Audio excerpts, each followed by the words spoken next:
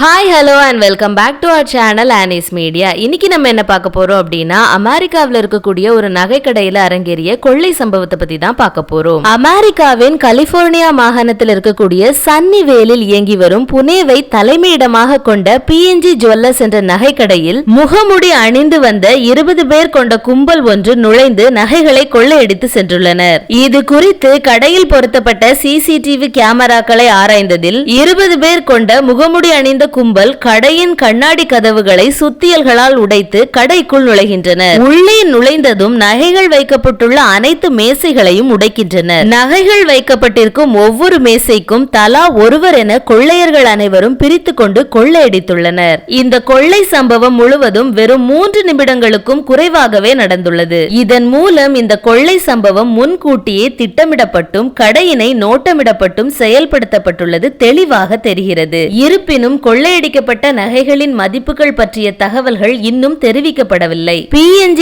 Jewellers Purushottam Narayan என்பவரால் 1832ஆம் ஆண்டில் தொடங்கப்பட்டது. கிட்டத்தட்ட 192 ஆண்டுகளாக இயங்கி வரும் PNG ஜுவல்லர்ஸ் மொத்தம் 35 கிளைகளுடன் இயங்கி வருகிறது.